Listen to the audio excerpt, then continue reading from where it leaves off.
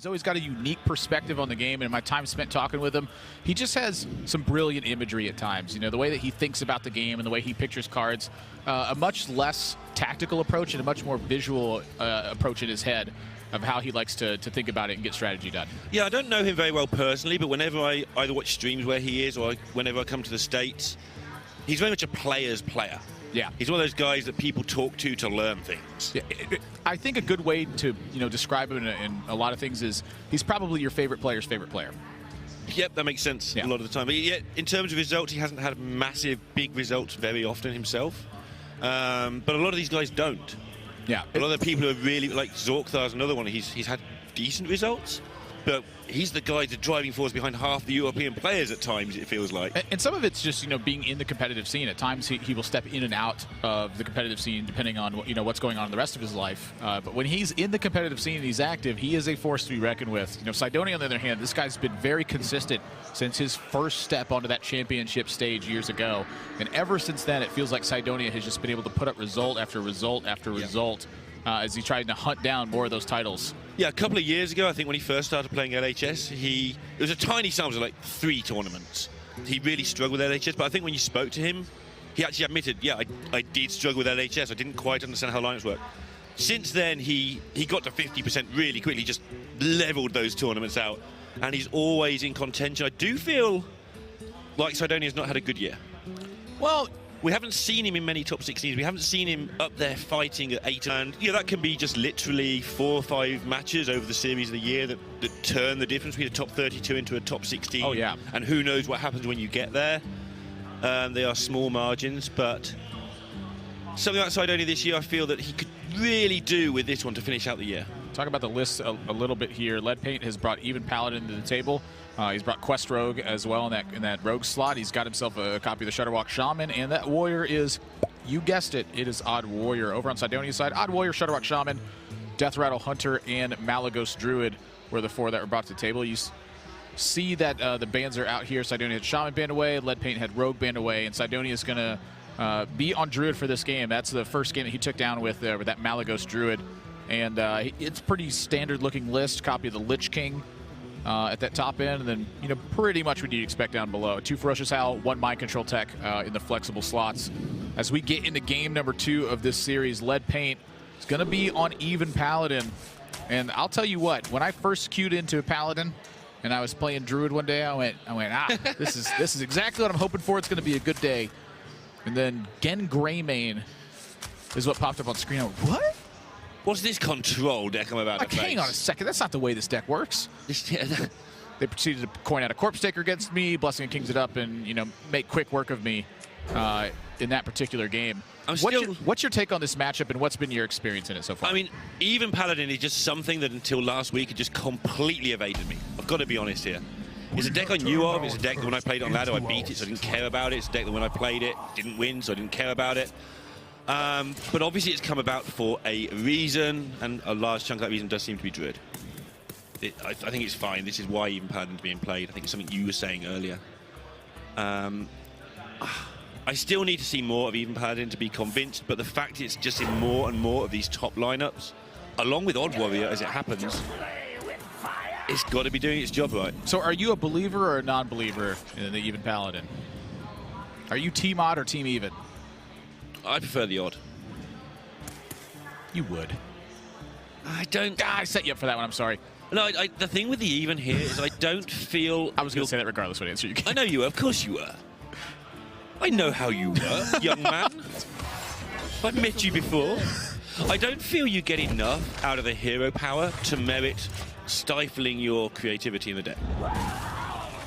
Okay. You've always got a 1-1, so it's great. Turn 5, you can play a 1-1 and a Blessing of Kings guaranteed, that sort of thing. I get it. I understand why it's like that. I just feel that you're probably better off just building a nice Paladin deck. Putting some good cards in. And not having Wind Fury Harpy to rely on. Whoa. I got nothing there. I mean, that's just how my instincts kick in. Obviously, there are top players doing well with it in a big tournament here. Obviously, I'm wrong, but you ask me what I think and how I feel. I mean, you make a good point. It's got a Wind Fury Harpy in the deck. It's like... You're not kidding. you can make the deck with some odd cards as well. Now, Windfury Harpy, of course, is there for the Corpse Taker package. To go alongside of that, Leadpain has chosen to include Crystal Smith Kangor as the lifesteal option there. A number of Divine Shields available in the deck. And, of course, Taunt. Of course. Saronite Chain Gang. The Lich King. We've used this phrase probably a little bit too much, but it feels like a really good arena deck. This will be good. I don't think we use that phrase too much. No? I don't think so. I've got Argent Protectors and Windfury Harpies in my deck. I'm playing an arena deck at this point. Well, what if you got Corpse Takers and Blessing of Kings and Sunkeeper Tarim and Lich King in your deck, though? I think I'm going to hit my opponent for a lot of damage on turn 5. Yeah, it doesn't feel so much like an arena deck at that point. You know, sometimes I queue up against those quote-unquote good arena decks, and I go, what the? What? Yeah. What?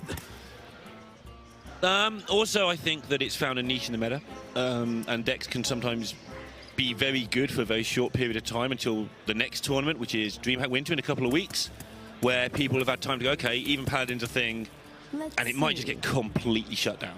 It's definitely possible, but, you know, Last Hero Standing being the format for Dreamhack, you know, we're so used to talking about Conquest and, like, one deck getting shut out. That's just not how the format, you know, ends up shaping up. It's so much about counter queuing and building a lineup that is deliberately strong against styles and having counter decks that shore up the weaknesses of what the traditional counters that you're looking for do.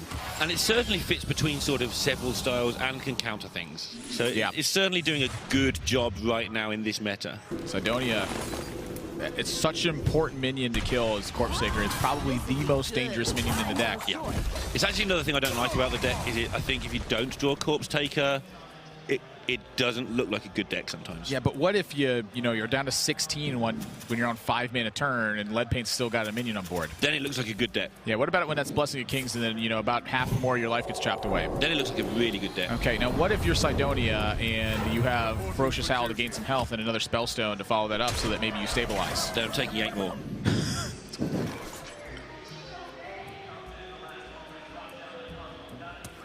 Hitting. Now what if? Oh my goodness! What is this? 20 questions? Shut up! Yeah, carry on. I don't mind answering questions. It's easier than inventing them. This is a big answer. And Twig's rolling.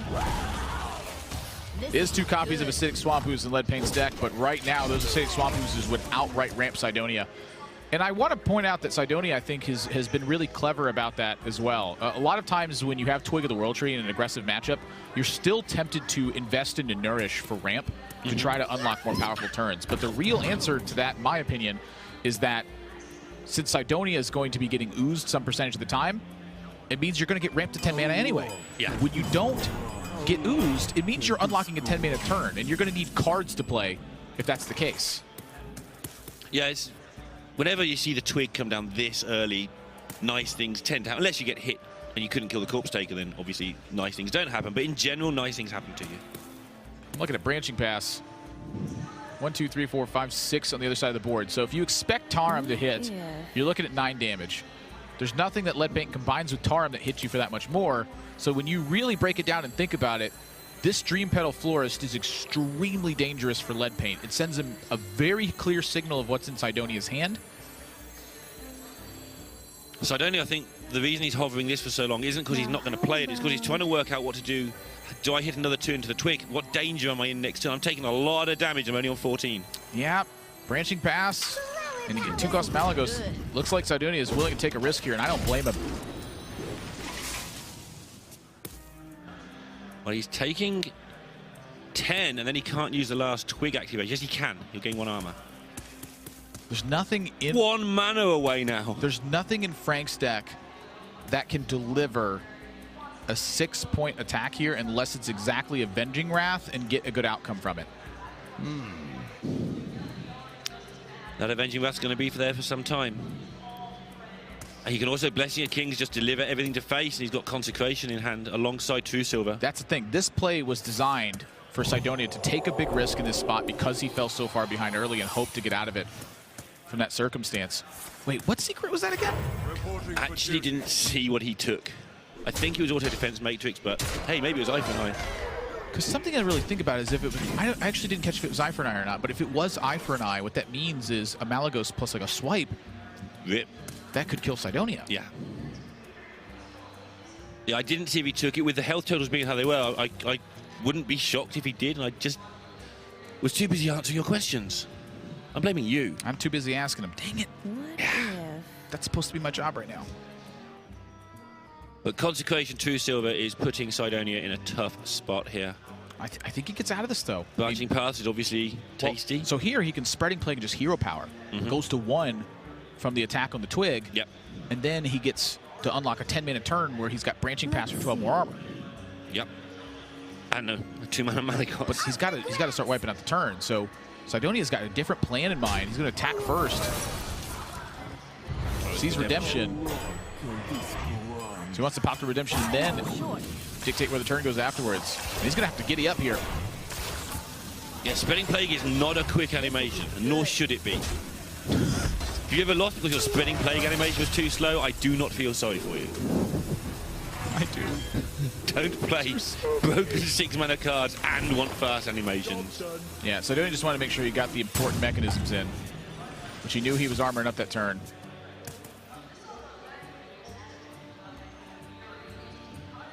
Just work out his time. Quality Consecration here would be 11 damage.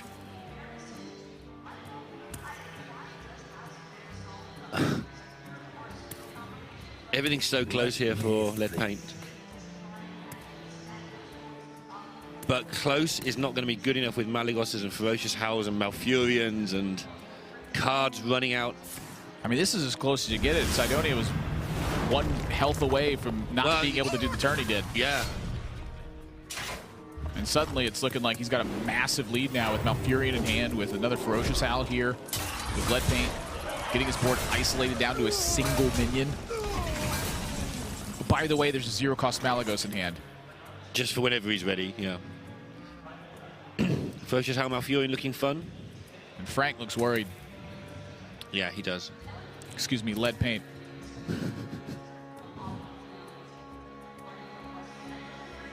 Cydonia. Let's see.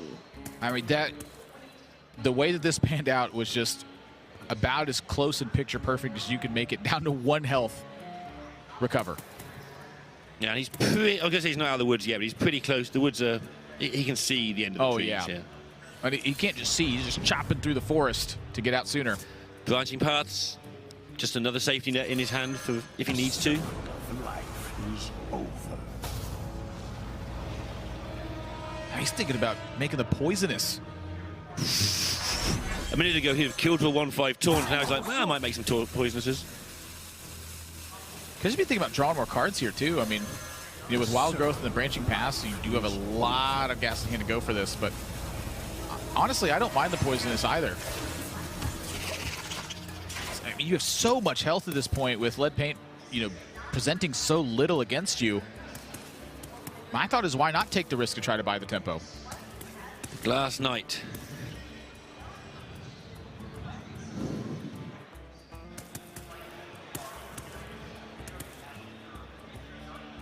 It looks good, but I'm not sure it does enough. In fact, I'm sure it doesn't do enough, more to the point. I guess with... This is where I don't like the hero power. It's like, I'll have a 1/1. Great. Well done. Well, I think we got past the point where the strength of the deck is. Everything got blown up. Yeah. Double Spellstone with Armor to boot. Twig's like one of the best cards you can have against this deck. Look, when I don't like a deck and things go wrong for it, I like to pretend that I'm right. Yeah. It's like Subject 9 Hunter as well. Whenever that goes wrong, I'm like, told you it was bad. And then whenever it goes right, it's like, nah, that was lucky. Your priorities are straight. Well, that's what I like about you most, Neil. Always genuine. Yeah, apart from the times when I'm not. Just a real talk kind of guy.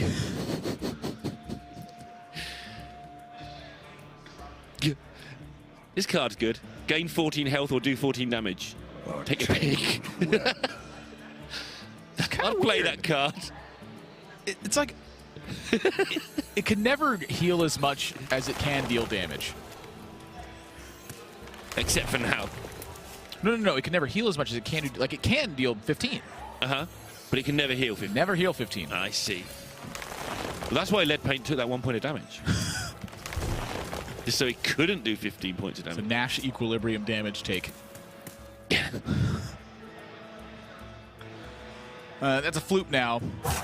So we're looking at double goose territory.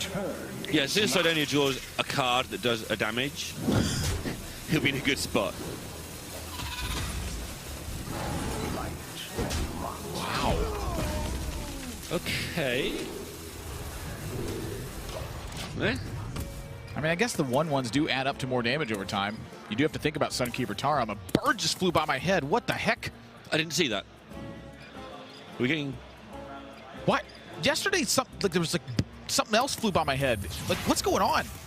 I know you guys can't see it. A bird just literally flew by my head. I'm freaking out. The whole of the first match flew by my head. I still don't know what Tyler was doing for the entire match. You sure it wasn't just like the birds behind? No, I'm positive it was an actual bird. Wow. Looked like a little sparrow. Yeah? Not much for Frank to do this turn. Set the Valenier. Attack. Cydonia in the hunt My thoughts are plagued. for damage. I want to ship that Alexstrasza face. Yeah, I don't see how Leadpaint's going to get this done, but because Cydonia is playing sensibly and carefully, Leadpaint doesn't know what's in the hand. Yeah, for all he knows, this might just be a handful of MC techs and gubbins. Gubbins? Yeah, just rubbish. Oh, is that what that means? Yeah, just stuff. British terms are so strange to me. Yeah. Where did gubbins originate from? Ooh, I'll look that up for you. I don't know. Oh, you don't? I've used it a lot.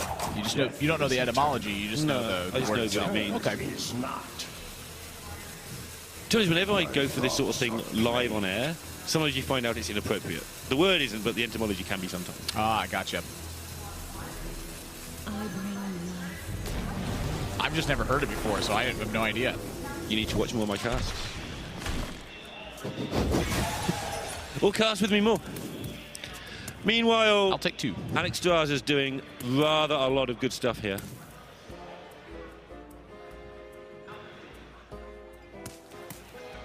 Sorry, I need to look back at the screen. I'm trying to find this bird.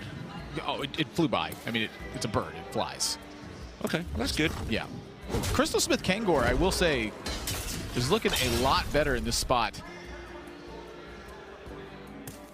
than it was, you know, when it was just a measly little 1/1.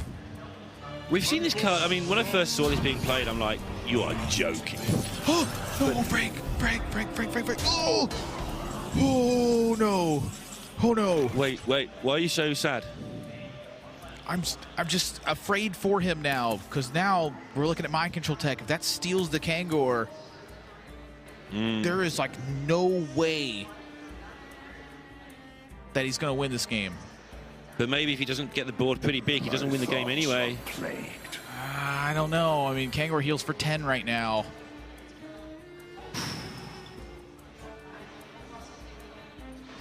And it's got a Valenier thing equipped to it. Those feel like some disaster things that can happen. These are the sort of things that... The sort of players I was talking about when I was talking about the... Wait. Alex, yourself, you're going to do that. It's a huge risk. Yeah, you've got to Alex first here. I'm so nervous. There's so many little things that could just be disasters if they go wrong. Is eternal. Yeah, Like you're at 12. Are tangled web. I think the ultimate's probably safer.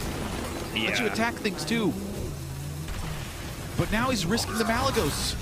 Maybe Frank calculated some of this and realised that, hang on, he can't MC technically. There's too much going on.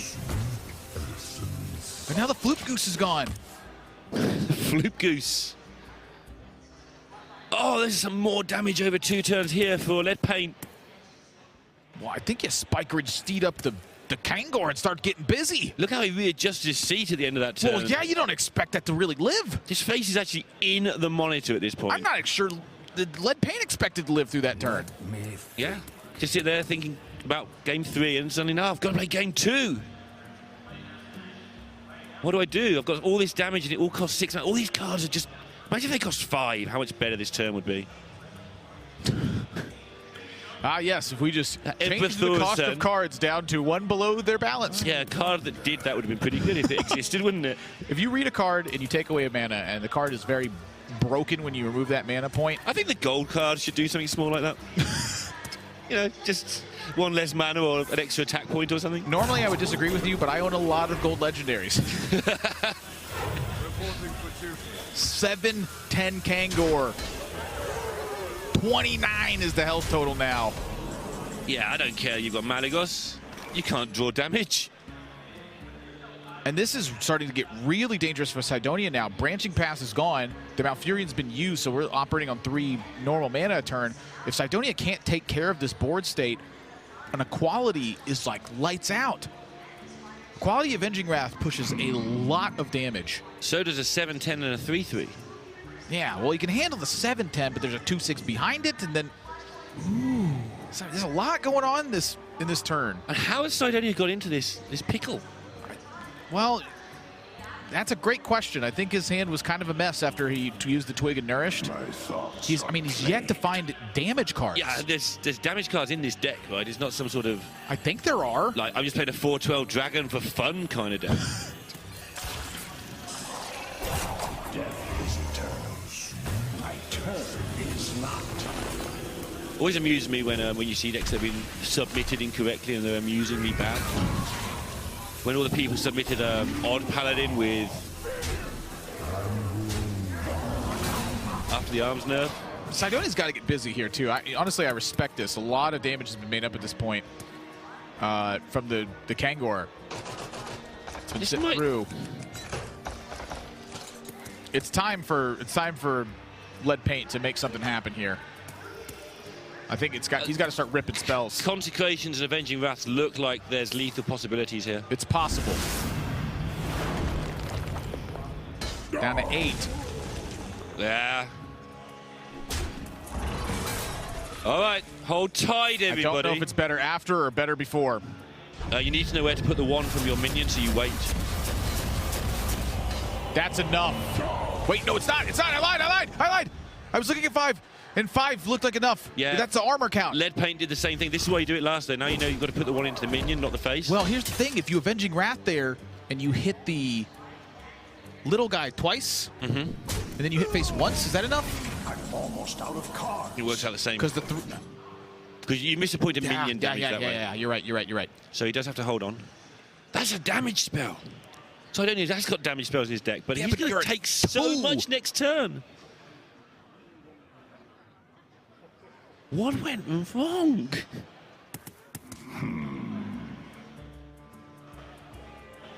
Wow. Wait, did it say he's almost out of cards? Yeah, something really weird's happened in...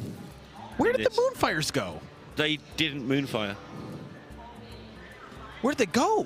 I don't know. They're just hiding. Did he use them early? I mean, they said he's almost out of cards. That's where you start doubting yourself, so...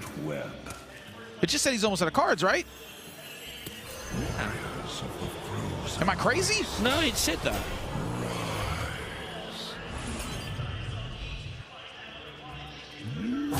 Did we miss him using the Moonfires early? We must have done.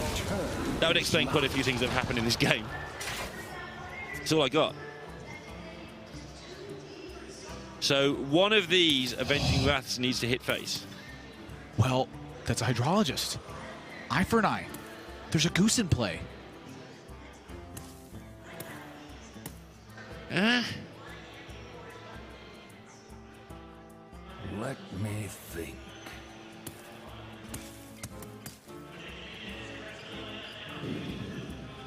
Five hits in the face is a little bit much to hope for, I think.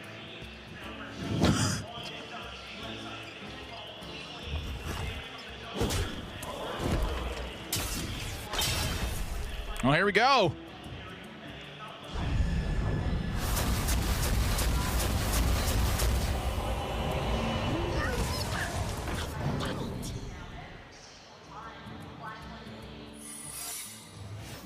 Wow. He had a 2.7% chance of just winning the game. I'm out of cards. Second swipe. Well, Cydonia is in a real big pickle of a situation, though, because of Yeah, that how's he going to secret. do damage? There's a secret in play for Leadpain right now. And let's go over the Paladin secrets real quick. Eye for an eye. My thoughts are That deals plain. damage. Eye for an eye. Well, there's also Redemption. That one Yeah. doesn't matter. There's Repentance. That one doesn't matter. There's fatigue. The hideaway, stowaway, whatever, draw cards that never happens. Cydonia, he's found a line. He has. For now.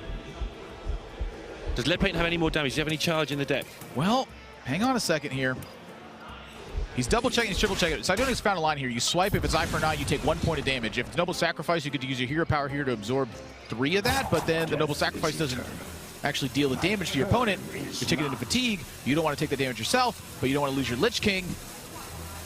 Sounds to me like armor up and do something. Cydonia has been roping and not in a comfortable way. Somebody just ropes out of comfort. He's been roping Sets in panic up mode the turns, whole dude. game, yeah. It said there must always be a Lich King, not 2 of them. A Lich King and B Lich King. There must always be Lich King. And Leadpain. Neither player knows what's going on. Now, Winter is here. the Corpse Taker. Just taunt.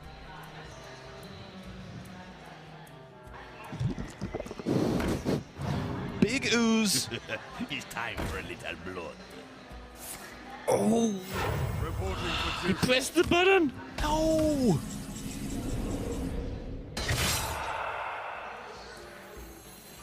Doesn't matter. Cydonia found the line last turn that kept him alive Yeah. with this, with the swipe onto the minion, so that eye for an eye would not be a lethal blow, and then he could still potentially have the damage to deliver lethal here. Cydonia he's got it played done this now. really well from a tight spot.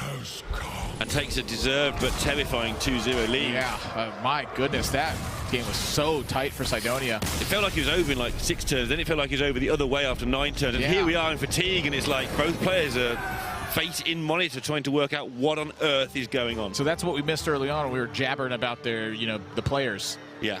Is that Moonfires is what helped them clear out the board positions. Yeah. Okay. Well, that'll teach us a jabber about the players. Yeah, they'll teach us to tell stories that keep you interested. Yeah. Well, I hope that bird's happy. We're looking away, look at the bird, Miss Moonfires. I'd forgotten about it until you just said it again. I'm terrified. Shutterwalk Shaman, the last deck for Leadpain. All right. Pretty stock list. This one, I feel like, has not changed in about 7 years now. We got to the build, and they just went, nope, stop, it's done. That's exactly how we want it. Meanwhile, this guy's toasted on his opening day stream.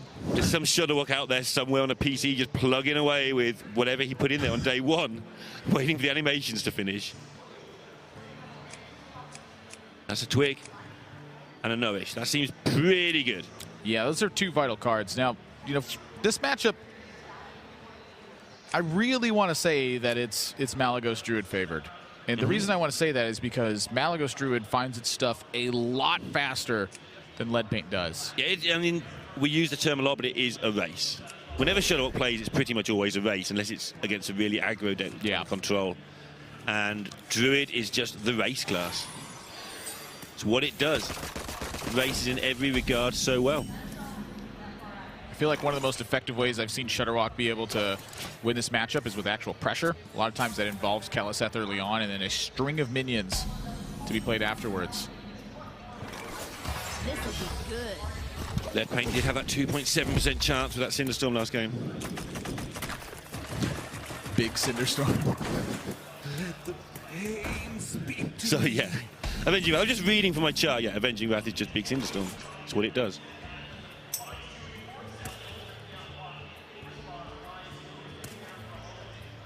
Cydonia's got all the ramp he wants, but he's looking already at this coin twig thing that you were talking about last time. Yeah, in this matchup, there is a little bit more weighted risk to it because, because it's that race to combo. If Leadpain has an ooze, the twig occupies a lot of time for that. So for Cydonia, I think that starting to ramp your mana has a lot of real merit to it.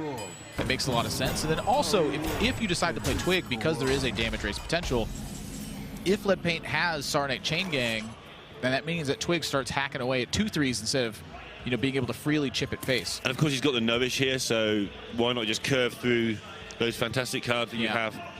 One of the issues I'm seeing with the Nourish, though, is that Cydonia's hand is just, frankly, not that strong.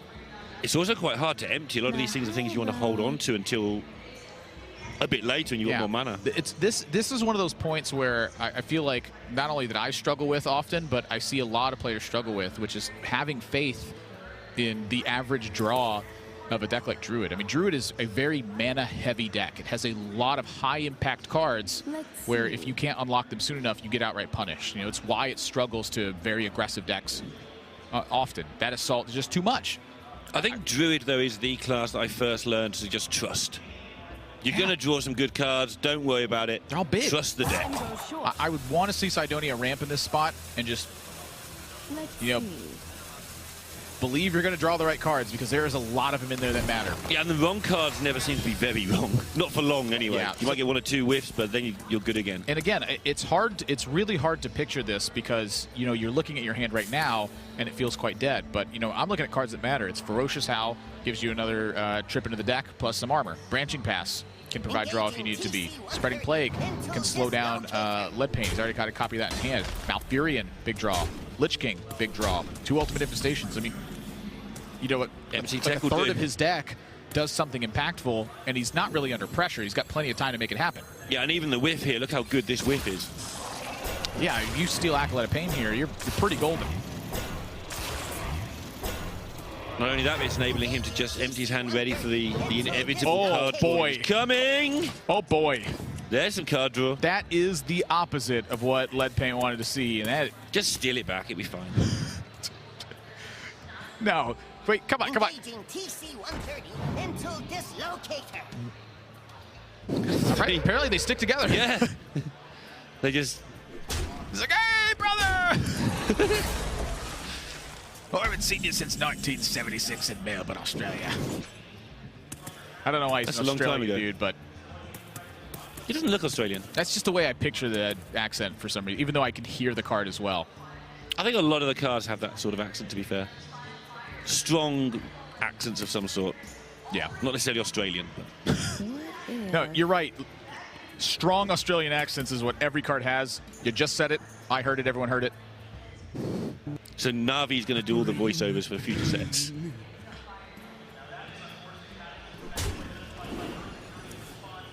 The Lich King. Yeah, I mentioned a couple of these cards being big draws, and they're Yeah. showing up. Yeah. That tends to happen when you also steal an opposing Acolyte of Pain and get a free draw from it. Cydonia's got a wealth of options here. Just a reminder, it is 5 and 2 for both these players. Loser goes home. Winner has to win 1 more match. There are tiebreaker considerations on both those things, but Yeah. pretty much that's the equation. Well, right now, Cydonia, he's 1 game away from closing it. Leadpain, he basically needs to win 2 more matches to make this happen. Down 0-2. He's got to win 3 straight. yeah, who does that to eh? And the Lich King just got slammed. That's the Death Grip one, right? I think so. I'm not very good with the hand. They all look sort of purple and hazy. I'm telling you, Death Grip and Obliterate look exactly the same. So many people call me out on this. I challenge you to explain to me the difference. Well, one of them costs 2 mana, and so does the other one. It's just the golden animation to me on both of them. It Yeah. just looks identical. Like, I don't know. Something's wrong with my head. I have trouble with Hex and Farsight, and I have different mana costs. Because Hex used to cost 3, I see Farsight, I go, that's a Hex. You got to stop living in the past. Back in the 90s. Only 80s kids will get that. Yeah.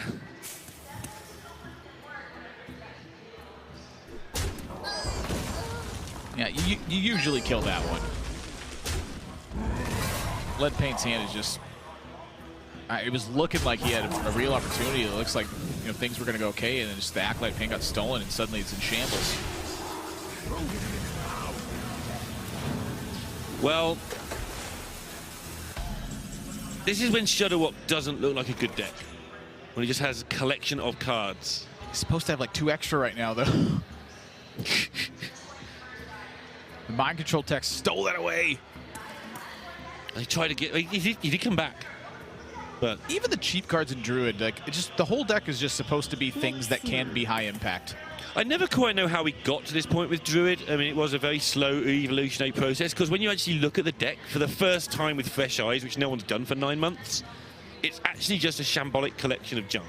Yeah, you just look at it and you're like, what? Why is this powerful? You're like, I don't get it. But it's been tuned and retuned so many times that everybody knows why the cards are there. Like the Alex Straza was originally there to protect your twig loss when your twig got blown up.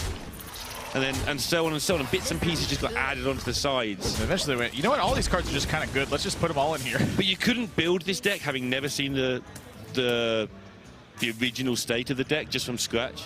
On Earth 2, where people have just discovered Hearthstone and got all these cards, this deck hasn't been built yet. They're still trying to work it out. Earth 2. They're just all playing like 2-mana mana worms and stuff there. We're here playing 4D chess. We've got the math all figured out on this one. Yeah, I think so. They've still yet to nerf Undertaker. But nobody plays it, so it's fine. 1-2. Who was that? I don't want to play minions in my Hunter. I've got Rexar. It's Volcano and it's Hope for Leadpain, but that Florist landed on Malagos. It's not where you want to see that one if you're Leadpain. It's not going to see it for a while, though. He hasn't wanted to see many of the things that have happened in this game. Yeah, pretty much all of them. I take that he was happy with the Acolyte early on. That one was fantastic. Whoa! No! And Cydonia glances over the monitor. You hate to see that. You definitely don't want to see that one. Oh my! A scintillon moment there. This'll be good. I'm sorry that you're the brunt of it, Sinto. He did steal You're just so damn a animated. Mechathune yesterday. Oh, did he really? Sinto stole a Mechathune Okay. yesterday when the game was ending. He created an Arthas to set it up, played edited it, and got the card and then stole the Mechathune to beat Luca. You either live long enough to die the So he hero, finally got himself. or you become the villain. Is that some saying like that? I don't know. That'll do. Probably the other way around in Sinto's case. That'll do, Druid. That'll Yeah, do. now Cydonia's got as much time in the world as he wants. That's the key I mean, here. Goodness, like it's just not. This just doesn't happen from here. This'll be good. Yeah. And Leadpain will be probably exiting the zone. He'll probably carry on because there's points for top 32, but... Yeah, it's not an impossibility, and it's because of that Hagatha card right there. What can happen is you can get Blazing Invocation from Hagatha, and that, discovers battle cry cards. Discoveries are weighted towards battle cries. I'm sorry, weighted towards class cards. Yes. And so that means that there is, a shred of hope that you can still put the deck together. But that is a very, it's the longest of long shots that you get in this deck. And hey, you can make a wall of totems and double bloodlust. I've yet to ever see it happen. I've seen them get as far as getting the Shudderwalk, but then it took so long they lost anyway. Yeah, I mean, that's kind of the nature of, investing 3 mana at a time to hope that you get the right outcome, Yeah, and you end up using all your cards badly to try. Well, not badly, it's the correct play, but you end up using them inefficiently to get to that point in the first place, and you have nothing left. In an indesired manner. Undesired? Indesired. Yeah, undesired is much better. Okay. Misappropriately using those words. Dang it! I don't mean to say, I don't know why I say that. All right, here's some damage. Lift off to Earth 2. Minus 10 totem. Yep, that's going to do it. Cydonia.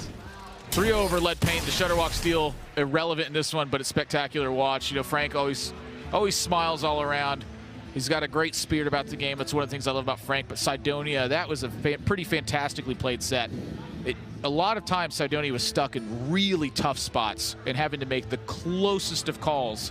And some of them were gut calls because he got so far on the rope they can't have been fully calculated lines. He was like, do I do this, do I do this? He's getting as much information in his head as he could. Yeah. And then the rope's going to go. He's just like, I think it's this one. Yeah, but staying calm, I think, is, a big part of it, too. I would say when I first watched Cydonia play on stage that nerves were a pretty big issue and that it seemed to be the case often.